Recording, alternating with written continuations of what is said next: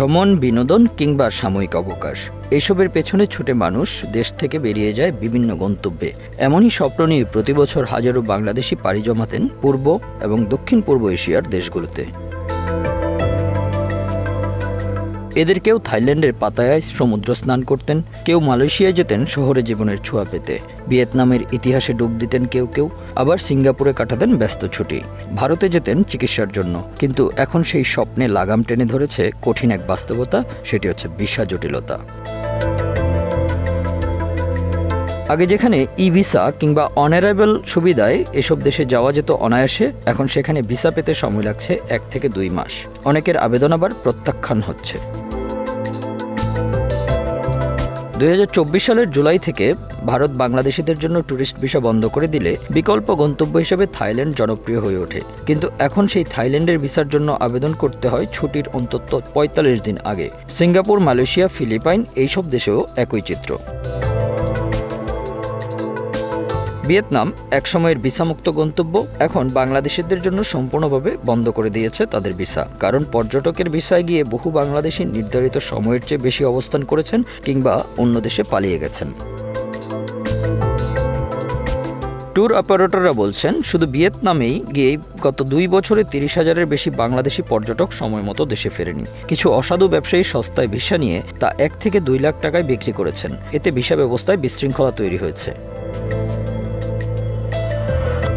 Cambodia, Laos, Indonesia একরকম একই পদক্ষেপ নিয়েছে। ফিলিপাইনেও ভিসা পেতে এখন সময় লাগছে 1.5 মাসের বেশি।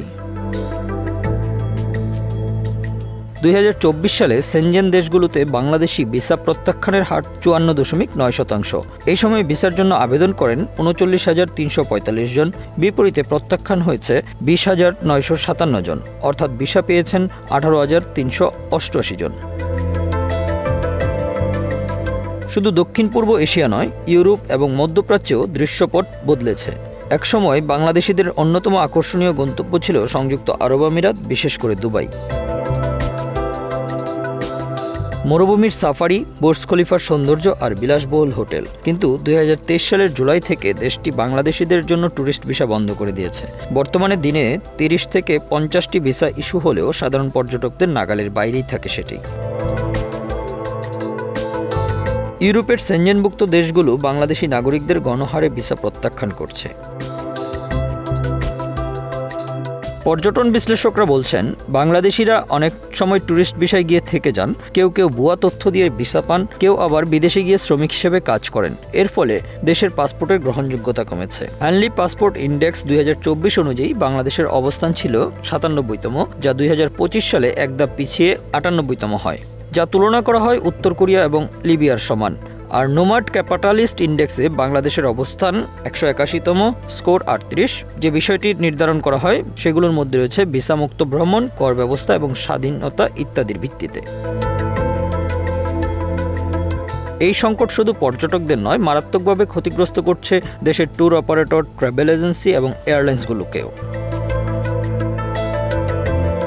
একসময় ঈদ বা ছুটির সময় উচ্চবিত্ত ও মধ্যবিত্তদের বড় অংশ যেতেন থাইল্যান্ড, মালদ্বীপ, সিঙ্গাপুর কিংবা দুবাইতে, আর মধ্যবিত্তদের একাংশ পাড়ি জমাতেন ভারত, নেপাল কিংবা ভুটানে। কিন্তু এখন এইসব গন্তব্য কঠিন হয়ে গেছে।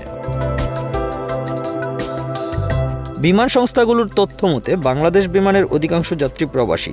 সাধারণ পর্যটকের সংখ্যা কমে গেছে, যার ফলে থাই এয়ার এশিয়া এবং মালয়েশিয়ার ফ্লাইটগুলো কমিয়ে দেওয়া হয়েছে। বিশেষজ্ঞরা বলছেন, বাংলাদেশের পর্যটনের ভবিষ্যৎ রক্ষা করতে গেলে এখনই প্রয়োজন কঠোর পদক্ষেপ। ভুয়া তথ্য, ভুয়া ভিসা রোধ, পর্যটক ভিসায় শ্রমিক পাঠানোর বিরুদ্ধে কঠোর আইন, অভিবাসনের বৈধ ও দক্ষ পথ সুগম করা।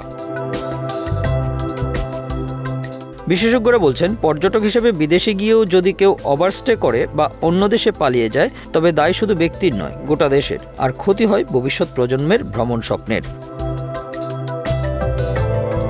Bangla affairs, news desk.